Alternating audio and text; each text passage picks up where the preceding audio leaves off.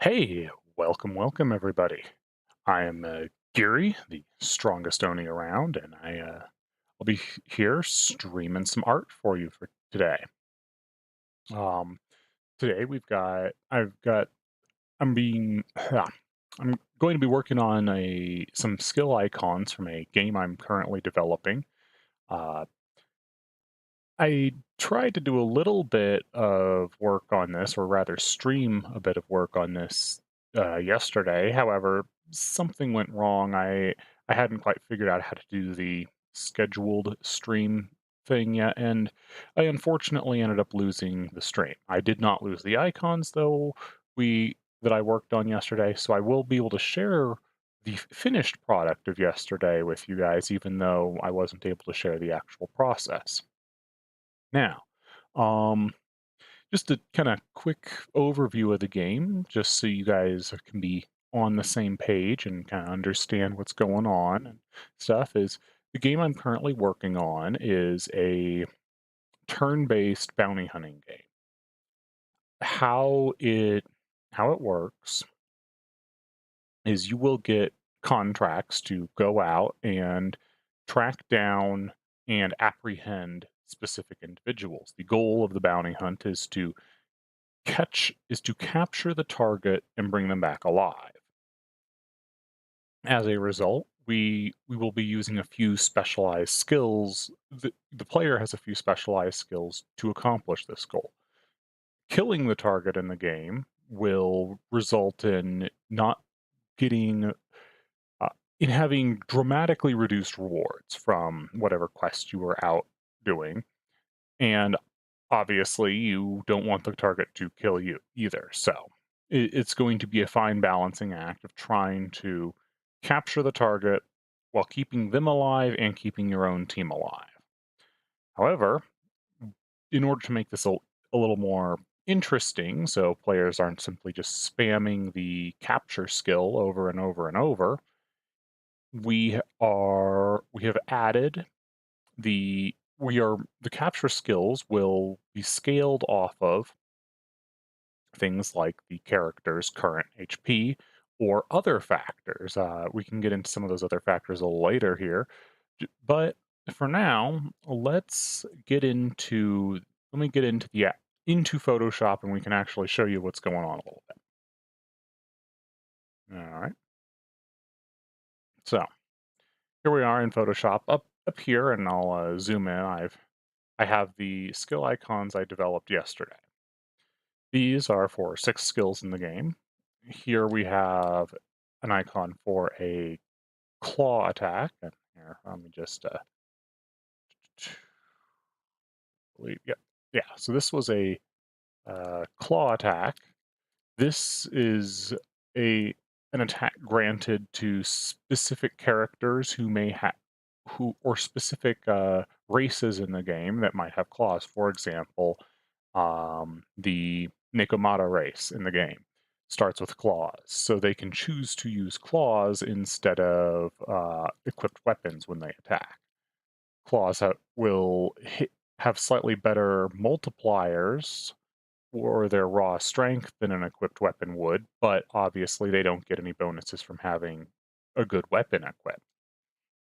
This here is the net attack, or the net, and it is used as kind of the most basic capture skill. It always has a chance of working, but it's never going to be particularly effective. So you can't. The player will start out with access to the net skill and slowly unlock other options for capture skills. This here is our just basic attack, and it's this is what anyone who is has unarmed attacks, or rather anyone who is using fists or just whatever weapon they have equipped, be that a sword, an axe, a bow, doesn't really matter.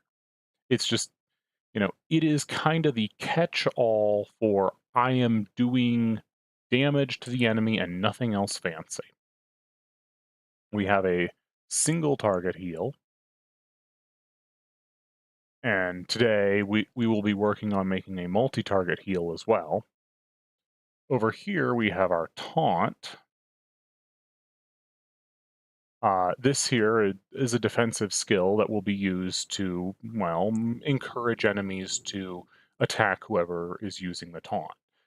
The goal being, you want your tanky characters to be taking damage and not your high DPS squishy characters. So having skills that help control enemy attacks can be very effective.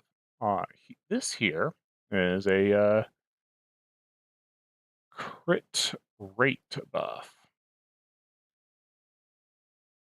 So what that does is it increases the chances of the user of that ability scoring a critical hit.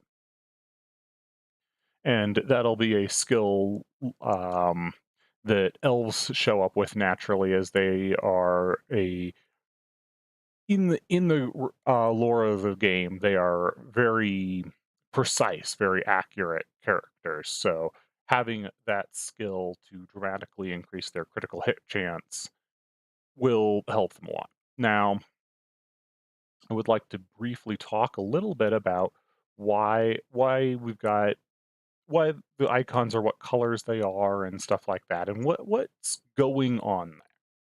So in game design and when you're working on icons, you are often working with very, very small space. If we zoom out here to like the size of what these icons would be in game, um, you can see these things are very small. They are smaller than the size of my thumbnail at this point, but you can still fairly easily see and understand what each icon means.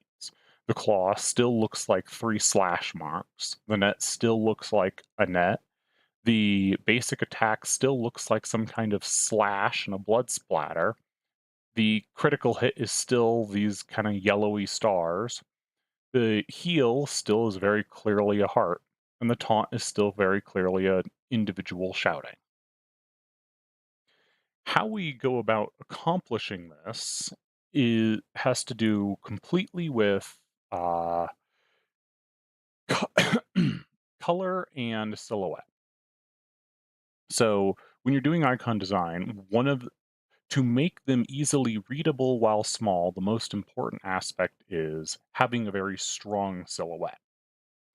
The second most important aspect is making sure that your color choice is very on point, because players will often be trying to interact with these icons quickly and not really thinking carefully about what each icon does exactly, more just, hey, I need to hit ability now because I want to go now. So you want to make sure that your icon design is very easy for players to know what the ability does just by a very quick glance. So if we look over here to these icons I've already made, the claw attack deals damage, and it's bright red. The basic attack also deals damage, and it is also bright red. The heal here is green, and it heals.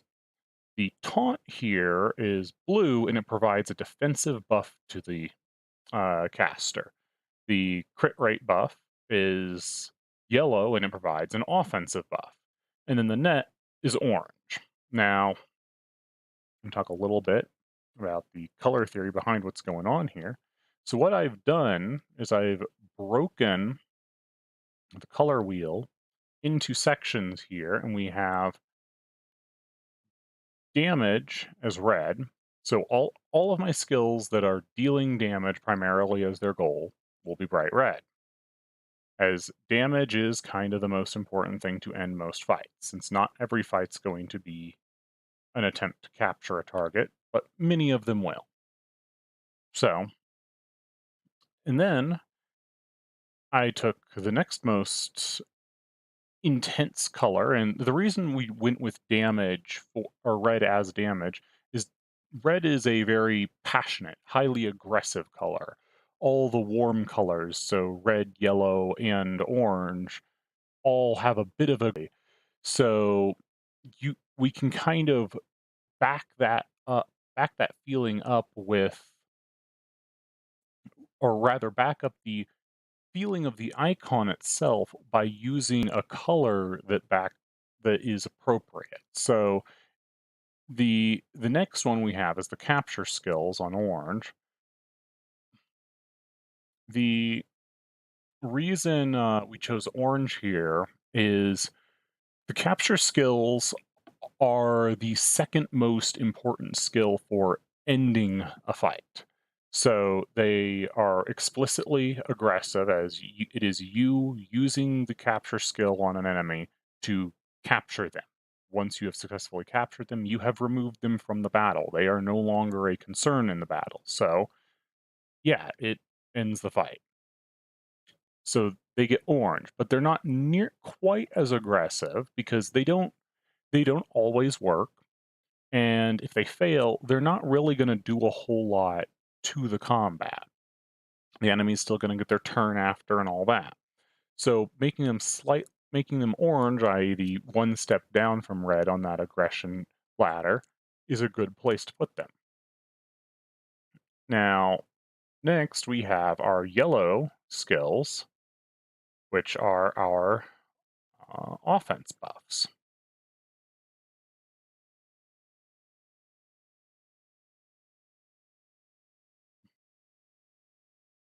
So the reason we chose yellow for offensive buffs here, and we're pretty much only going to be doing excuse me, offensive buffs with yellow, is yellow is, while it is still an aggressive color in it to an extent there, it is the least aggressive of the warm colors. So, which fits well with how offensive buffs work. Offensive buffs don't do anything at all immediately to the enemy. All they do is they make the user or the user's ally stronger, so that next time they try and do something, the that offensive effect is more effective. So yellow backs that feeling up pretty nicely. And we'll continue around here. Now, the other side of the color wheel, the cool colors are associated more with calmness and um calmness, kindness, protection, that sort of thing.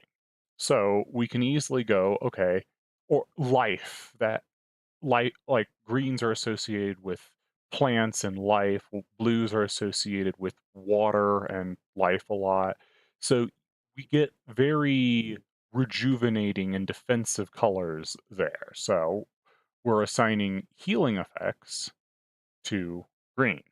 This is a pretty common trope in a lot of games, so we can kind of just double up on it. It's very easy to be like, okay, yeah, a lot of games already do this. Doing it ourselves in this game will mean that it is easy for people who may not even necessarily speak the language that the game is in to understand what the ability does. And we're going to get back to the making sure that it's easy for people who don't speak the language to understand in a little bit as well. But it's very important. It also means that people who do speak the language don't need to spend as much time interpreting what the functions do, and can more and spend more of their time and effort on using the functions powerfully, which is an important thing to do. Our next major category is the blues as we move along in our color wheel, and these are our defensive buffs.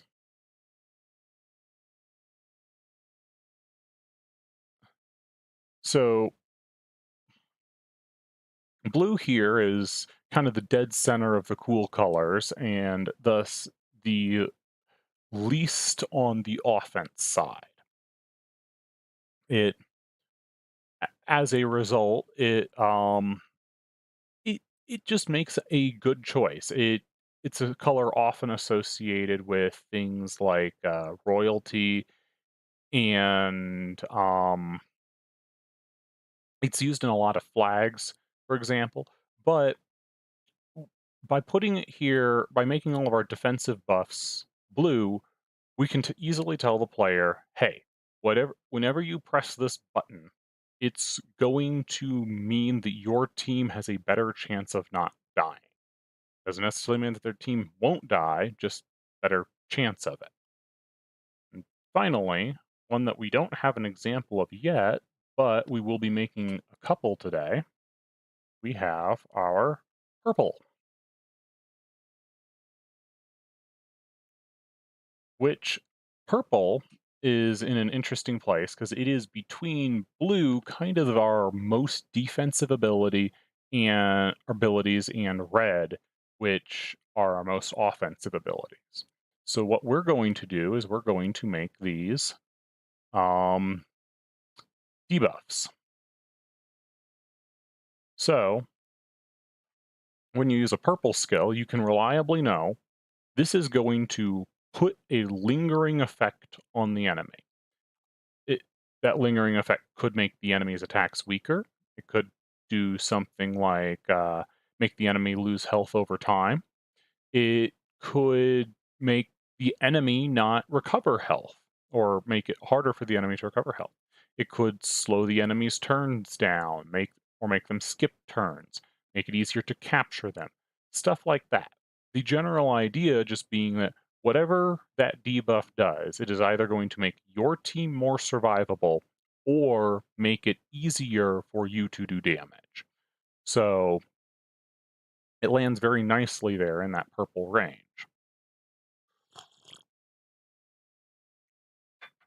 So that kind of covers the basic idea of why each of these icons is the color that they are and how we're going to be using colors for the how we're going to be using colors for more icons in the future.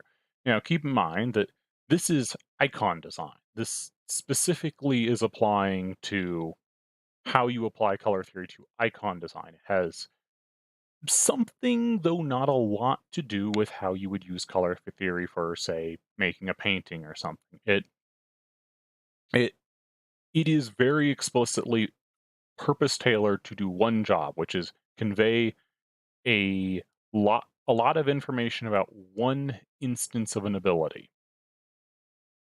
and do it quickly. So we have a few abilities that I've picked out today that I need to make some icons for. We have a defense down ability. This is going to be our first debuff that we're going to put into the game. What this is going to do is dramatically lower the enemy's armor, so they take more damage. We have a poison ability here. This is going to be a second debuff. However, this is also a damaging debuff.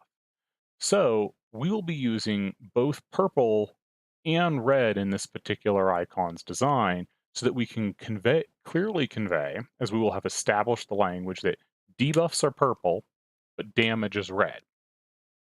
So by making this a debuff, by making this particular debuff have both purple and red in its icon design, we can clearly communicate to the player this ability is a debuff that does damage.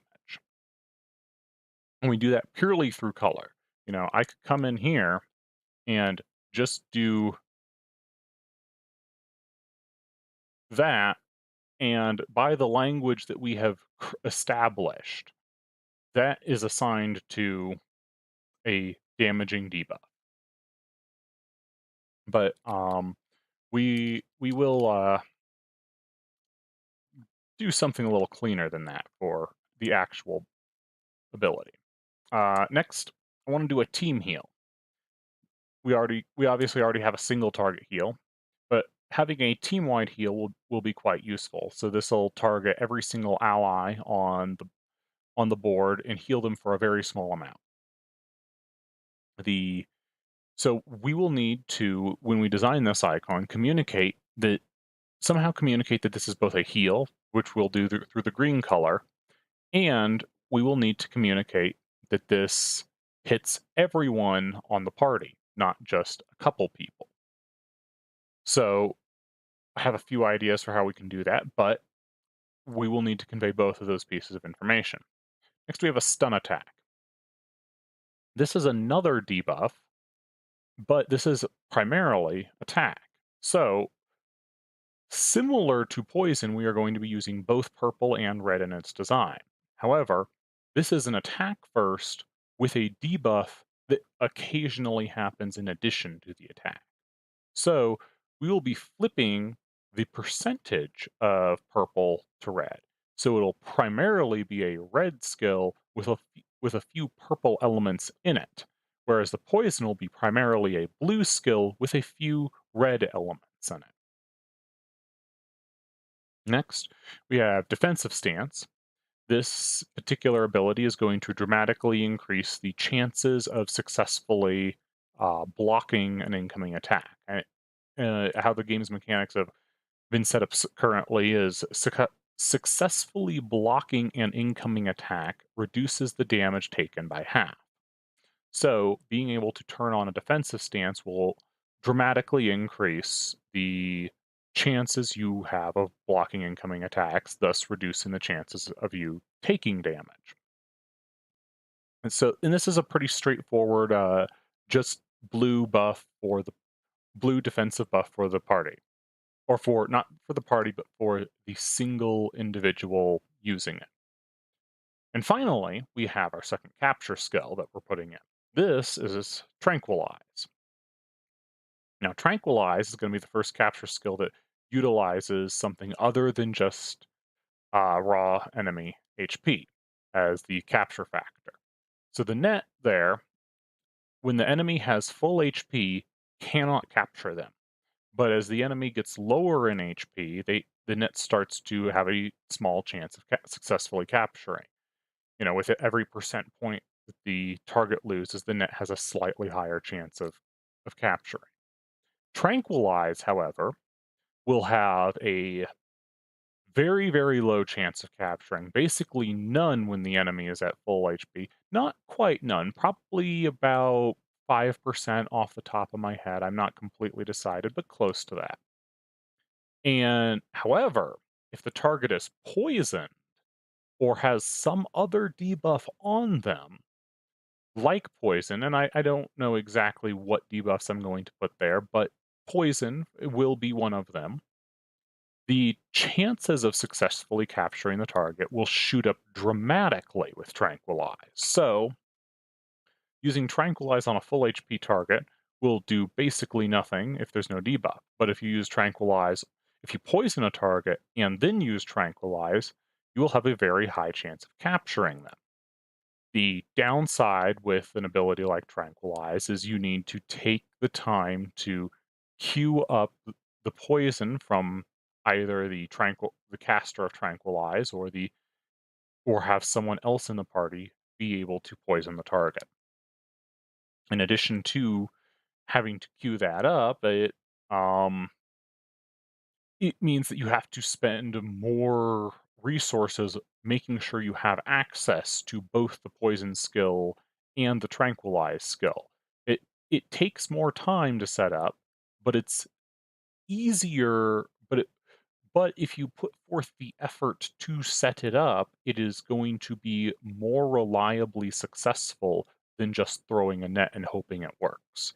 As throwing the net, even when the target is at very low HP, is still not a guarantee. At when the target is down at like 1% HP, throwing the net is still only about a 30% chance to capture. So it's difficult to do with just the net. Whereas something like Tranquilize, if the target is poisoned and at very low HP, you would reliably be a near guaranteed capture. So that's why we're adding multiple why we have a category of dedicated capture skills, is so that people can ch- develop different combat strategies to take down different targets.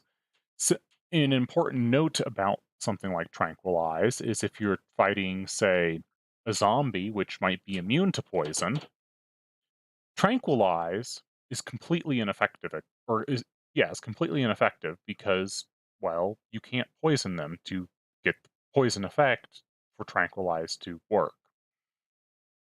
So it's important to it'll be important to have a wide variety of others of skills like that. At some point, I want to add a capture skill that's more effective against creatures that can swim, one that's more effective against creatures that can fly, that sort of thing. But for now, these are the 6 skills we'll be working with. So let me get into it. We're going to start with our defense down here, just because it's up in the top. Grab ourselves a medium-ish purple. The exact shade of the purple honestly doesn't matter right now. We're just kind of establishing what the icon's vague color is going to be and filling that in. Next, we want the symbol for the icon. And I think this one's going to be pretty straightforward, honestly. What the skill does is it shatters defense, it reduces armor. I think a picture of a shield, and we'll just do a really quick crude drawing here. With a big old crack in it is a very effective means of communicating this. This is how many games for a very long time have communicated the idea of reducing defense as a shield with a crack in it. So, no reason no reason to fix what's not broke. I don't think I want the crack to go quite to the bottom actually. But yeah, when you're doing things like icon design, you really want to take the time to build on people's pre-existing notions and ideas. It simply makes communicating whatever ideas you're trying to communicate easy or easier. And since we don't have words to communicate what these abilities do, at least not from an icon perspective, they will be able to mouse over and read the word specifically, but they won't be able to read the description of the ability constantly. So it is important to be able to communicate these ideas very quickly and concisely through pictures alone. Thus, rely on uh, making sure that players know what the ability is doing from the picture. Yeah, I'm kind of just repeating myself. Anyways, let's. So yeah, a lightish color shield on top there, I think is going to be good. And what we'll do is we will lighten up the edges of this shield.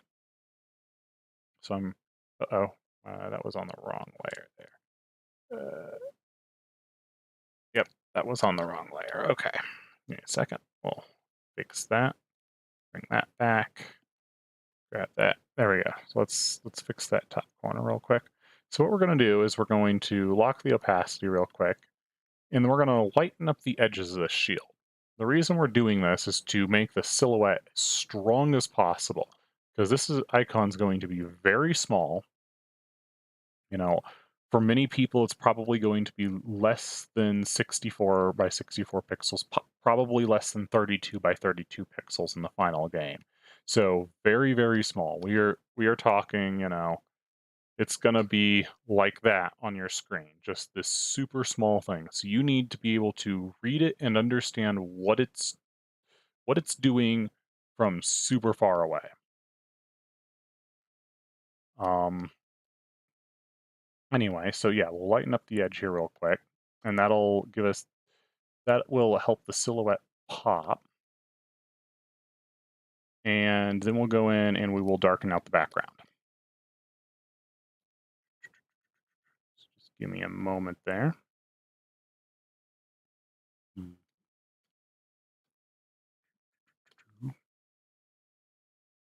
And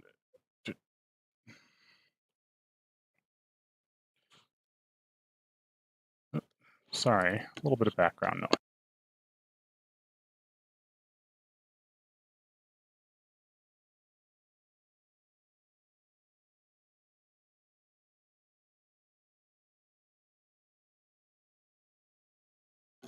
All right, sorry about that. There was a little bit of background noise. Anyway, we darken out this the background here, and we have and already even just doing that, the icon becomes very easy to read from very small.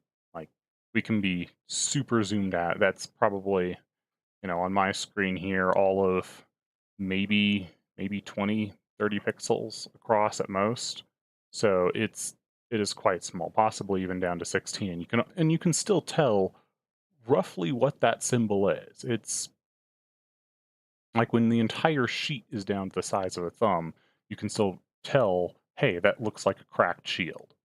So we know that the icon's easily readable at this point.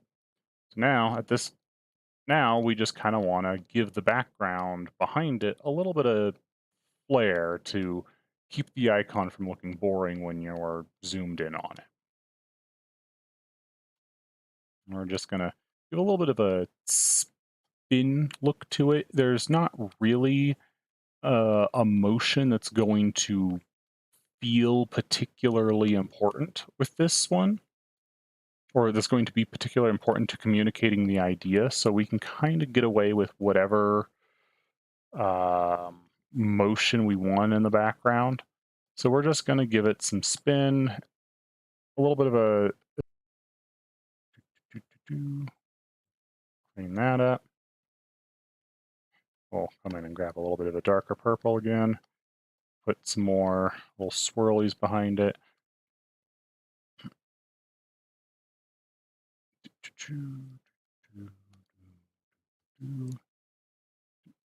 And we have our first icon. Easy to read, nice and bright in color. Well, actually, let me kind of blend this a little bit more, just so it's a little more even on the edges. I'm gonna drop that opacity a little bit too, and we can bring up that brightness just a tiny bit across the thing. We'll bring in some more white to bloom the edges a little bit. It's going to help that look brighter and more distinct, and we'll bloom this crack just a little bit. There, that gets it very standout, very pop.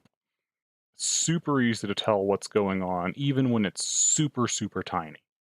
Which that means we have successfully communicated what we want this ability to do. Let's see. Let's move on over to poison here. Unlock that. So the poison, like I was saying earlier, this is going to be a debuff, but it also deals damage. So what I'm thinking is we play into the history of poison for icons, and we will use the bubbles that a lot of people have used for poison. Pokemon did it, Final Fantasy does it, but that kind of one, two, three bubbles coming up. It communicates the idea of poison at this point. Many people don't. I don't really know why the bubbles are used for poison, but as long as a lot of people associate it, that's all that really matters. However, what we're going to do is because we will use the background as purple, we'll make each of our bubbles red so that we can bring in that the damage factor. I indicate that the ability is both a debuff and that it is doing damage over time. So let me get in and clean that up and we'll do it correctly. Let's put a little one there, put another one here, a slightly bigger one here. I want to do kind of small one there and somewhat medium one there. We're going to make sure we do an odd number of bubbles here. The reason being that odd numbers tend to just look better to the human eye. People kind of like the idea of a focus point, and even collections of things don't the focus point often ends up being very much out in the void. So they don't have a clear focus point. Whereas when you have an odd number of things in a collection, even if your focus point's off center, this probably here is our focus point for that particular set. People will ascribe it because it's simply, it's like, oh yeah, that's the one that's in the center. There's two above it, two below it. It's the one that's in the center. So it's become our focus point. Now, right now, that particular red on that purple is very harsh to look at. So let's lock that transparency a little bit, and we're gonna uh, lighten up the edges of that red. We're gonna do kind of the same thing we did with the defense down, where we make the inside of the or make the symbol itself very bright and the background very dark, as this will help the symbol pop off the background a little more. Uh, but in addition, we're going to be uh, muting the saturation of the red and the purple as they get near each other. Because in the same manner that the saturation got very muted of the shield, right where the shield's edge touched, by using that white. And this will help that the red not feel so jarring on the purple here. Just doing that cuts down the jarringness significantly.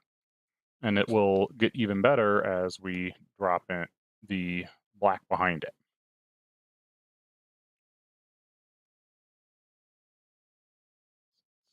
Kind of drop those little halos in there.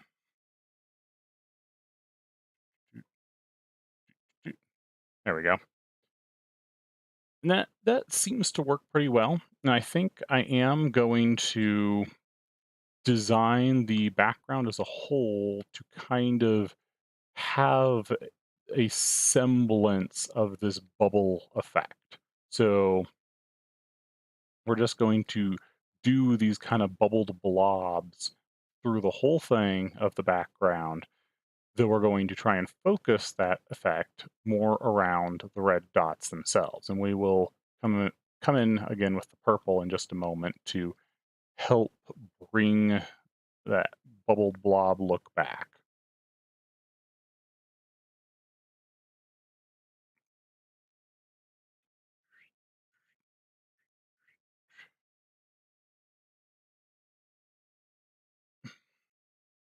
All right. That's kind of starting to get that bubble blob in the background, and I think I'm going to bring up the opacity just a little bit and do a few more. One there. Okay. So, yeah, our background's looking pretty good. Our red bubbles themselves are not. So let's get in there and clean those up a little. I think what I'm going to do is I'm going to put in a little bit of a undershadow on all these bubbles to help them feel a little more round. Let's just start with that. Maybe. No, let's not do that. Instead, what we're going to do is we'll crank the hardness up a bunch. And we're going to put a little shine icon on them. That will make them feel more round, I think. Yeah, that'll do.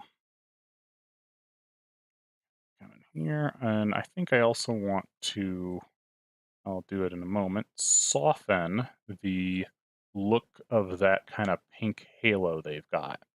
So if we can get it in there, just drop that hardness again. Got really low opacity. We'll take a few passes over the edge so that the pink kind of blends a little bit, and then we'll come back in with the red and focus up the center again.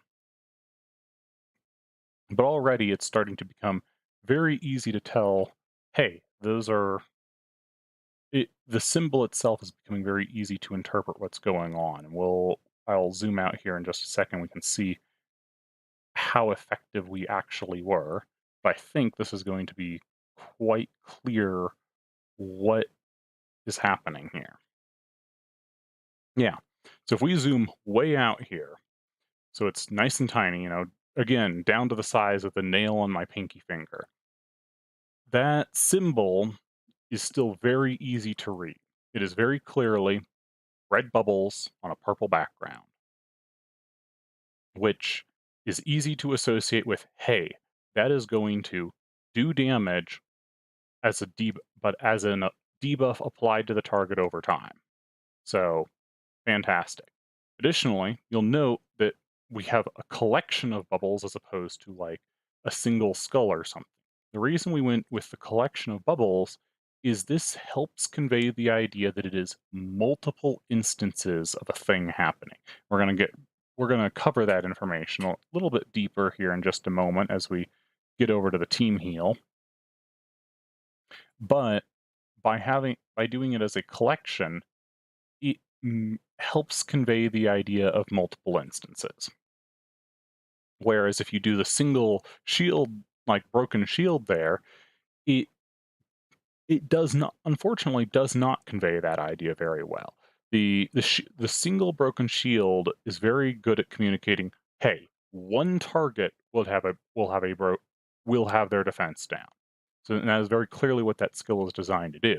If we had a collection of broken shields, however, that might be good for telling the audience, hey, we're going to have this ability reduces the defense of a lot of targets, not just one.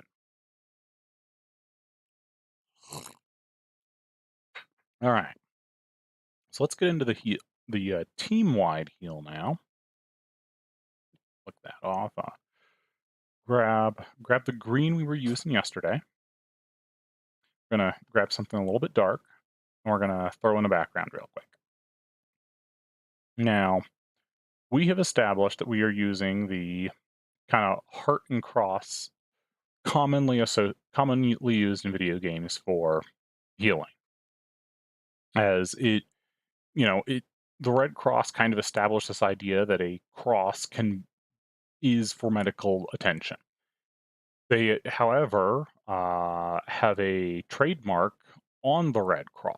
As a result, video games kind of went, okay, so instead of putting red crosses on everything, we put green crosses.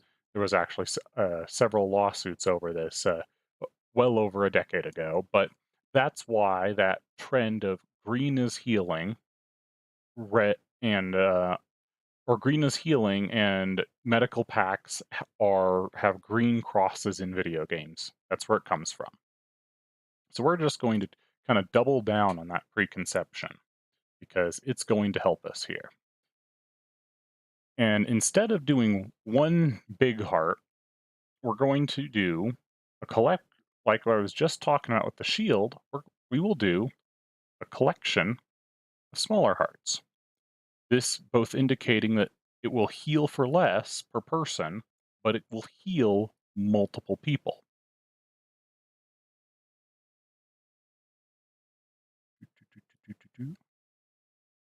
And we can do another one. Let's see here.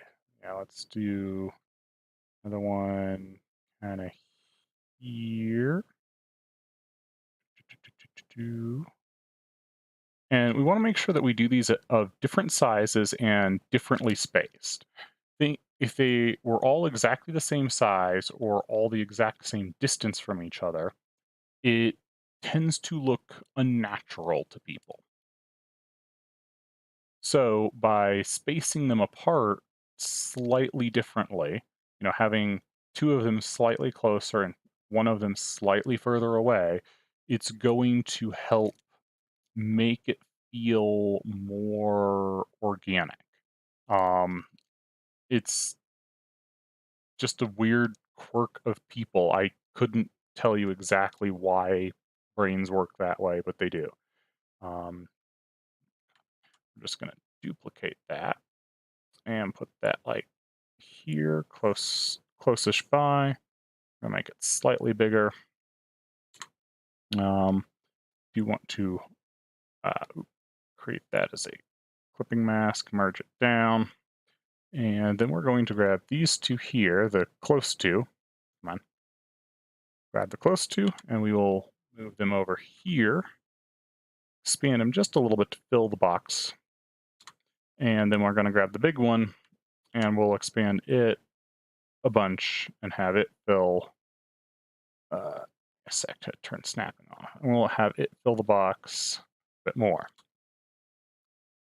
So we now have a collection of our three little hearts there, and we'll get our little green cross on each of them. But we have two over slightly closer together and one a bit further away, and that should help convey the idea that this is, hey, these three things together will, or this ability heals multiple people at the same time. So let's get in here, and we'll kind of use the same design pattern we used for the last one. So we'll be using vertical lines with brighter vertical lines near the top and darker vertical lines near the bottom. The reason we did that with the first one is it helps convey this idea of upwardness. By having the top more lit than the bottom, it will have a bit of a lift up sort of mentality to it. It's very, very subtle, and you really don't see it if you're just looking at it, looking for it, but it does help convey that idea. So let me get in there and I'll get our background. Grab something nice and dark. We'll drop our opacity pretty low. We'll drop our hardness pretty low, and we'll start pulling these vertical lines up into the background.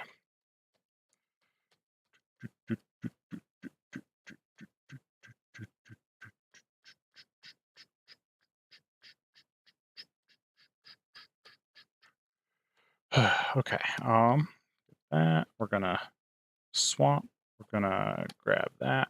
Now, I'm gonna move that to slightly yellower green as I do this, because I very specifically don't want this bright green to be too close to the light green of the hearts. I still want those to stand out very clearly as off the background. So that is one thing we have to be careful of when using this sort of background style, where we have a somewhat brighter color close to the thing we're drawing, or close to the silhouette of the thing we're drawing, as it can mess with it and make it not pop off nearly as well if we're not careful. Got a few more vertical stripes there. All right, that should be good. That feels pretty close to the other one, just looking at it. You can kind of compare them. Let's fill in the hearts and add our black auras to the hearts themselves. Again, we're using the black aura in the same manner we did the black aura off the bubbles and off the shield, as it just kind of really will help separate the heart icons there from the background of the icon, and really help them pop when they get really, really small.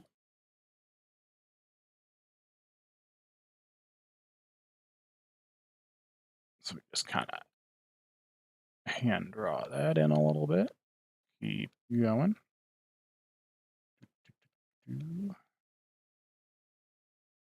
All right. And it's fine if the aura fades away. What we're really looking, because you really can't see the aura much on the very bottom heart there, because the background itself is quite dark. But that's not a problem. We don't care if the aura goes away. All we want to make sure is that the edge of the heart itself and the edge of the background, or where the edge of the heart touches the background, is two very different colors. We don't actually care if the aura fades away or not. So let's grab the green from our other heart there, and we can start filling in the insides of these hearts. And let me just lock their opacity so we don't accidentally get out of the heart. But yeah, we're going to make them a little bit darker in the middle, like we did last time. We're going to put some little green crosses in them, which will again help them feel like they're medical hearts as opposed to, lovey-dovey hearts or something like that. That is not the intention of the skill, so we have to make sure that we do not communicate, that we are separating from other common tropes a symbol is used for. That's a very important factor to pay attention to. Is often colors and symbols will be used for a wide variety of things, the heart being used for both health and lovey-dovey things, so we have to make sure we separate cleanly on that aspect. So let's come in here. I'm actually going to add one more layer that we're going to put the cross onto. And that way we can put the cross on, by putting the cross onto its own layer, we can very easily give the cross its own little aura, kind of like we did in the other heart. And that should help the cross pop off from the heart itself, make making it making these very distinct as kind of a healing sort of symbol. Just give me a moment here and I'll clean that up. Get that in there. Get that one in.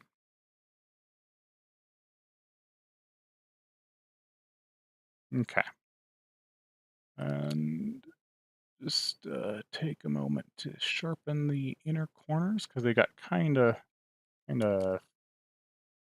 fat. There we go. Wait. So hit undo, not deselect. There we go. So we'll do that. We'll do that. We'll do that. And we'll do that.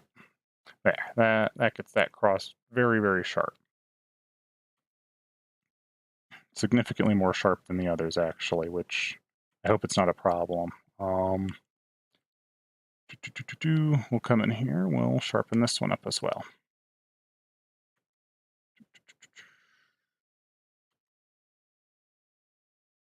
There. We'll cut that. And yeah, let's sharpen this one too. Don't know if this one needs quite as much, but we're gonna give it what we can. Good. Okay.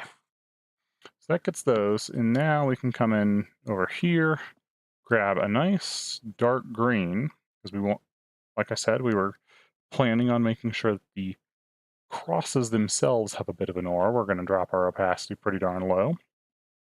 Make sure where our hardness is really low, so we do it as an aura instead of as a hard line, and just kind of very carefully bring that shadow behind the cross, which will help it pop off the heart, despite being a very, very small detail on an otherwise already small icon. Mhm.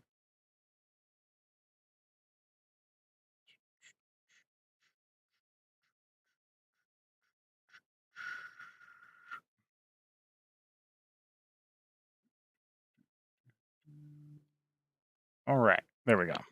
So very easily there, we can clearly see we've got hearts that, even when brought very, very small, still can be read as green hearts with a little cross in the middle.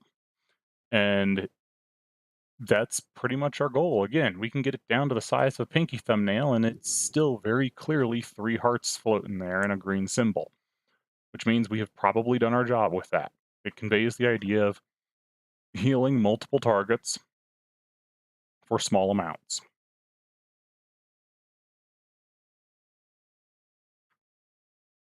All right, so let me merge that layer down. All right, so this next one, the stun attack. How this ability works is it is primarily an attack that has a low chance of also stunning the target. So we are going to flip what we did with the poison. The poison is a guaranteed debuff. Like every time you use poison, the target will be poisoned, assuming that they are not immune to poison. The stun attack, however, does not do its debuff very frequently. It probably will only have about maybe a 25% chance of stunning the target. We might do upwards of 30 or 33%, but probably around a 25% chance. So what we're going to do is we're going to make this the background red, indicating that it's primarily an attack ability. And we'll probably even do the most of the symbol also in that red pattern, but we're going to try and put in a little tiny bit of purple. Now for stun, there's a few ways we can go about it. One of the most common symbols of stun is this idea of three is this idea of a few stars kind of in a spinning circle. That is kind of the cartoon idea of what of hitting your head and seeing stars. That conveys the idea of stun pretty easily. So what I'm thinking is we're going to do some kind of impact picture. I'm not entirely sure what right now, but then we're going to have a purple star in there as well. And we want to make sure we do a single purple star, as this is a single target ability. So we don't want to have three claw marks, but most people interpret a claw as the collection of three claws. So having three claw marks will convey that the idea of a single cl- clawed paw slashing as opposed to having one claw mark, even though it's a single target ability. So there are exceptions where we will violate this idea of using multiple small symbols to convey multi target and a single symbol to convey single target. But for the most part, we do want to try to stick to that when we can. Now, I'm thinking here, having rambled on it a little bit, is what we do is we are going to make the we'll probably I think what I want to try and do is maybe make our main symbol like a hammer of some sort. And we can put a little bit of swing in that hammer by bending it. And then we grab our purple and we do like an impact star under the hammer. So that there is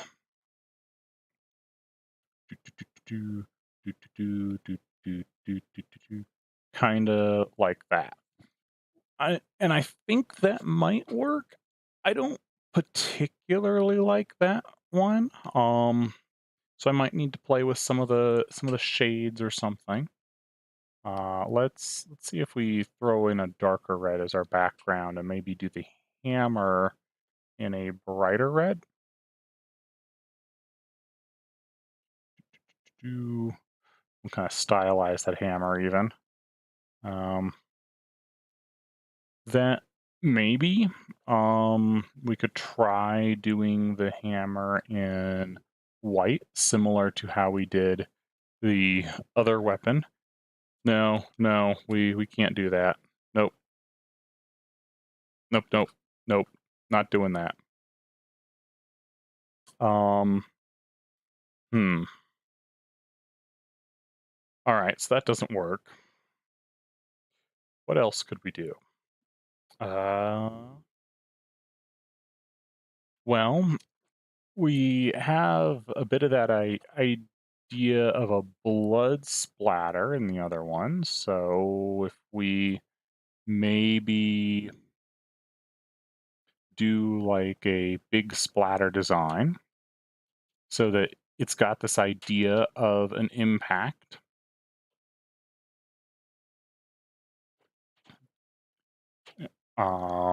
And then we come in after that we put the splatter design down and we grab and we put a stun star. That might work. I don't know.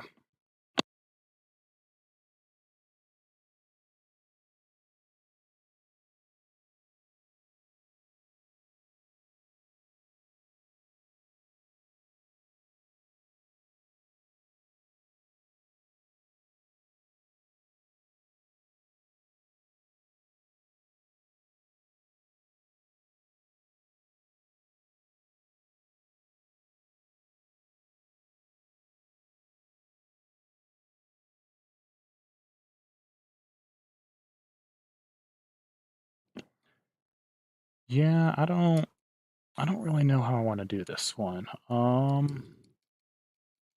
It is a complex symbol. It's conveying a lot. Um, oh, actually, I think I have an idea.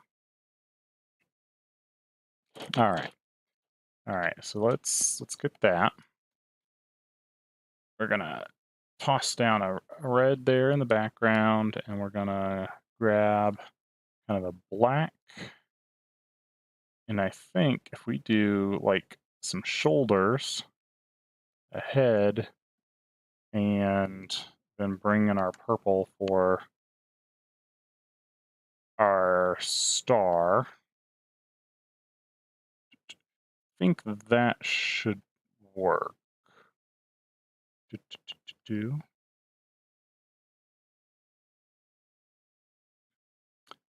That that might work.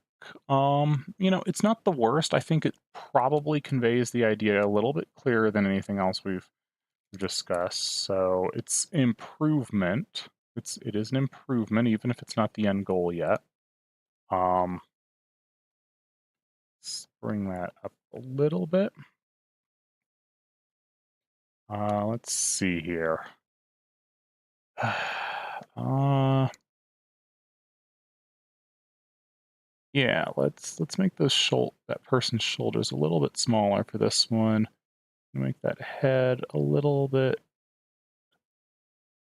more up, and well, I guess we could try doing the multiple star thing. You know, what would that be? That'd be we can let's off center it so it's a ring, and then we do like star, star, star. That's not bad. Um, hmm.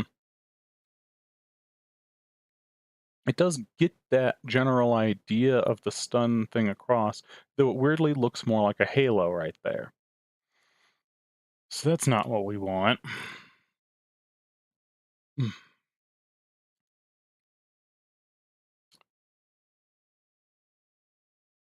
All right. Well, let's try something else. Let's do our little shoulders so we can again communicate that this is a head easily. Put our little head blob there, just because we're feeling it out. We're feeling it out, and we'll sort come up with some ideas. What if What if, and we're not using the stun stars, 'cause maybe that was our problem. If the stun stars don't work very well, not for this symbol that we're working on, and they won't every time. So what if we do another like crack, but we're putting it on the head? I feel like that'd be more for an ability that reduced like a target's magic casting ability. Hmm.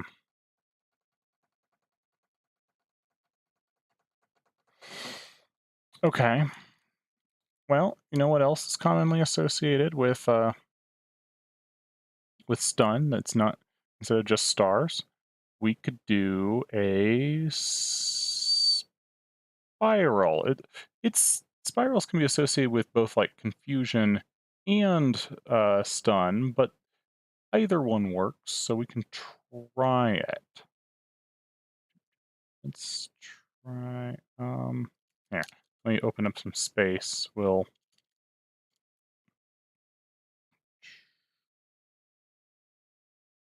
put a nice defined spiral in, and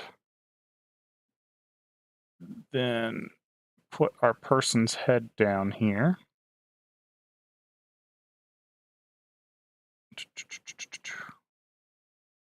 That might work. It feels gimmicky. Like, I don't think it clearly communicates the idea still. Um, hmm.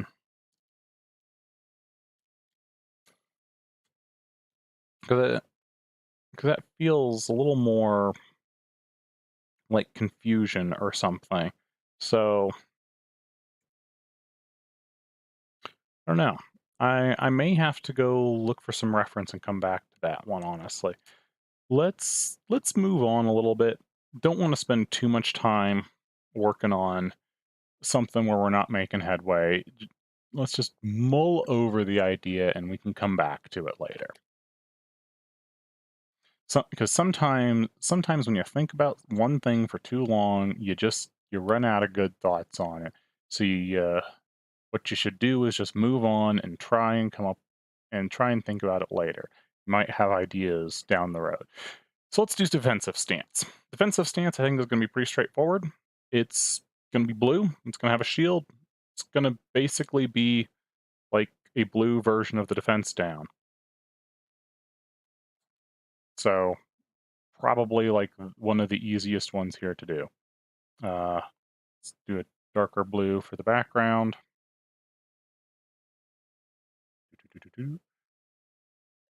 We're going to grab a whitish blue. We can put a shield in, and I think we'll even take the time to like add a little bit of decoration to the shield. We'll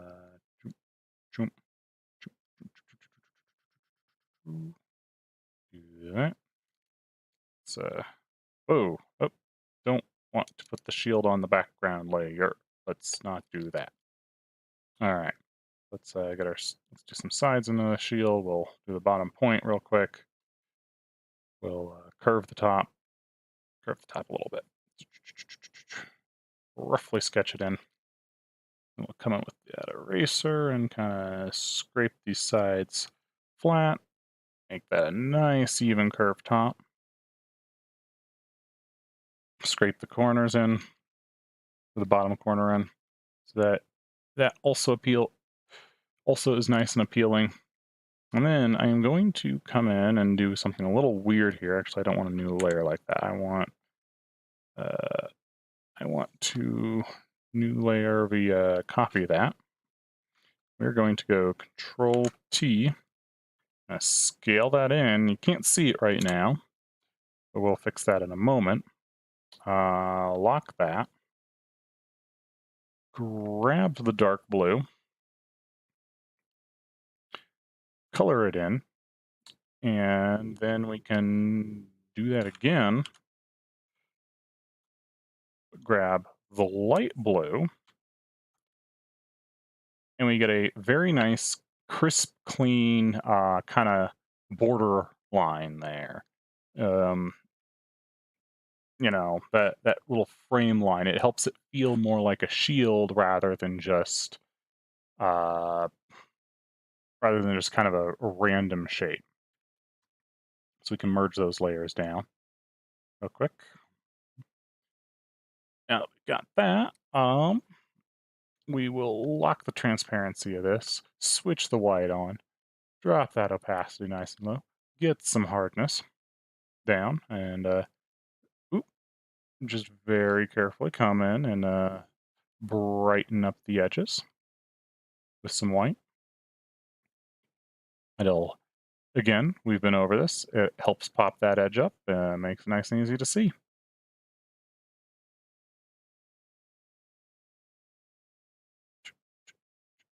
I think while we're here, we'll even use a little bit of white, and I mean just the tiniest bit, to help this thing feel curved. So we're going to go really low on opacity. Let's see if I can do this. Yep, just a little tiny stroke there and there, little tiny one there and there, another one there, there. And we get this kind of gradient effect going on, which will help that curve feel. And we can kind of do the opposite with one of the darker colors going through the middle. And that helps it feel a little bit more curved, feel a little bit more like it's been rounded to kind of help deflect attacks off of it rather than just be a flat board. But we want it to only have just like the slightest feeling of curvedness, which I think that does nicely. Let's clean up our background here.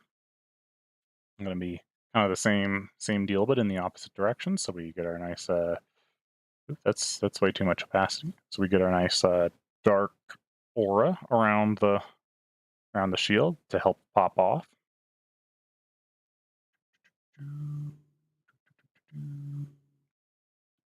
Now, since the defense down is purple and our shield is blue, I do want to make sure that the background itself is very distinctly different.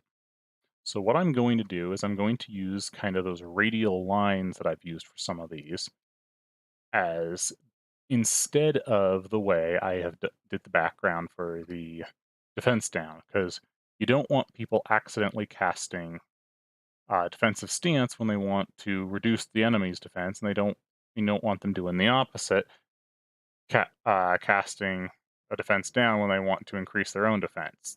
Little mistakes like that could be pretty dangerous in a fight, or rather, could be very risky for the player in a fight. And we don't want them making mistakes because of bad UI. We want them making mistakes because they're bad at playing the game.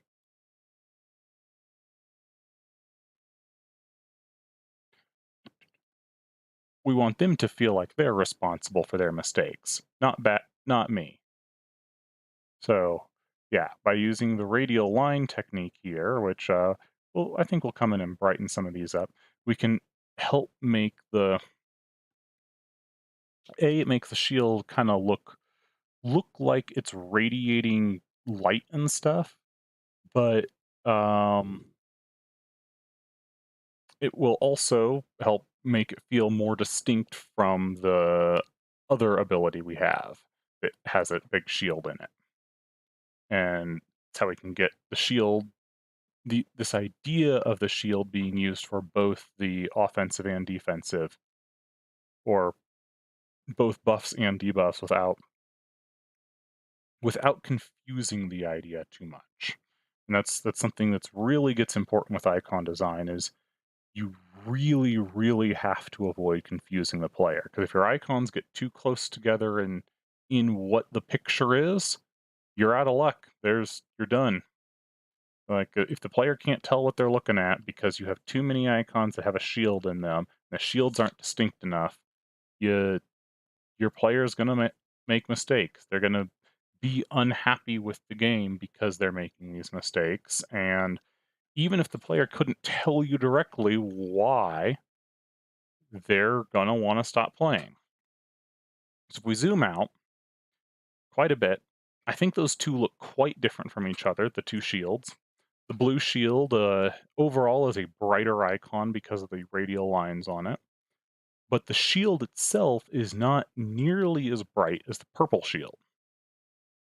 And further, the purple shield has a dark crack in it. It has a bright aura, whereas the defensive stance near the bottom there has just a dull very mid-tone center. So the center of the defensive stance has almost no contrast, whereas for the defense down, the center line has the most contrast. So I think we're pretty much good there. Now then, let's move on to tranquilize here. I still don't have any ideas for the stun attack problem that we've got to fix, but we can move on to tranquilize without too much trouble. Now, tranquilize, like we covered earlier, is our second capture skill in the game.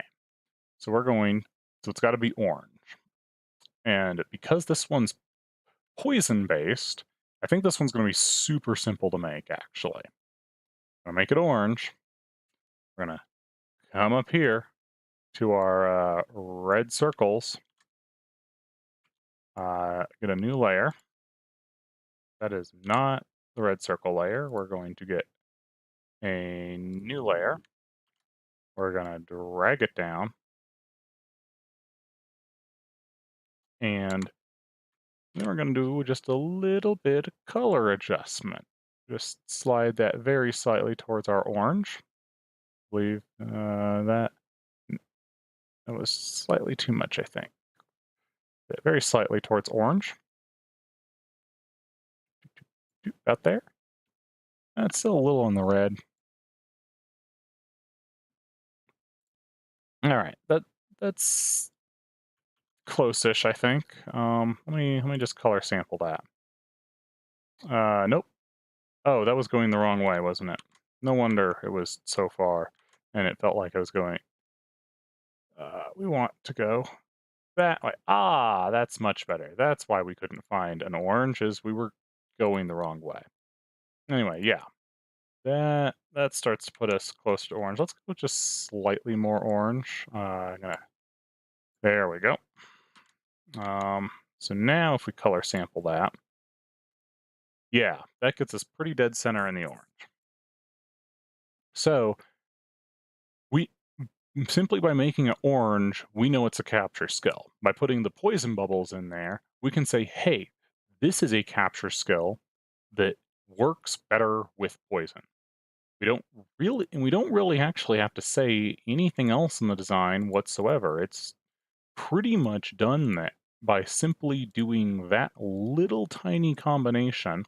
We can reuse the asset, saving time, the bubbles we made, saving time, and we get to very clearly convey exactly what we need to say. So we're just gonna draw in a little background since it's our bubbles. What did we use for our capture background on the other one? We used swirlies. We can go with dark swirlies here too. Why not?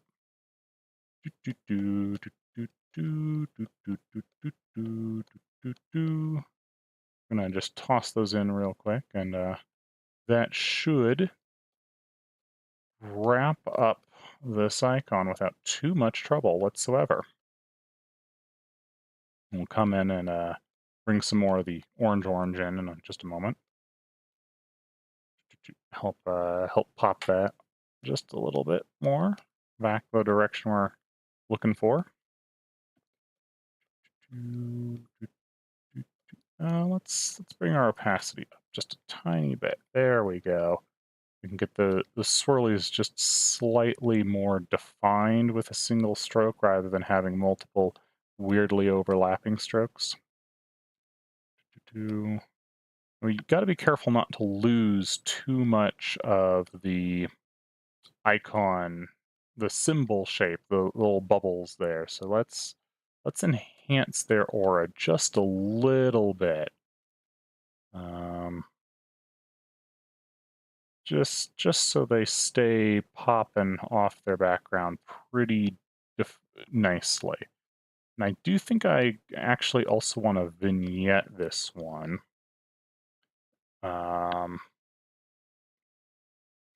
I just put a slightly dark outline around the whole thing. The reason being is it feels like it's going to blend it, like the outside just is too chaotic. So by vignetting it, it will help bring down that chaotic feeling a little bit as it focuses the idea more on the center of the ability rather than the outside. So at this point, we've done 5 of the 6 I set out to do. I actually don't have a place in the game for the stun attack. It's not programmed in at this point anyway, so I think I may just skip it for today and ponder on it overnight. Um, which pretty much means we've reached our conclusion for the day. We have 5 more ability symbols. We can zoom way out. We can see exactly what they do. Their intentions are very clear based off of the color chart we have created. Our orange very clearly capture skill. It's got the little poison bubbles, which means very clearly it's a capture skill that's based around poison. Our poison debuff, purple and red, very clearly a debuff that does damage over time. I think I think we have managed to convey the ideas we were looking to convey pretty easily. So I think I will end the stream there. It's been fun. I definitely enjoy streaming this sort of thing. I'll see if I can find some more opportunities to stream game design in the future. Be able to talk about kind of the process I go through when I'm designing abilities, maybe stuff like that. So to help make games feel fun to play, more interesting to interact with, that sort of thing. Anyways, I have been Geary, the strongest Oni. You have been a wonderful audience. Have yourselves a good night.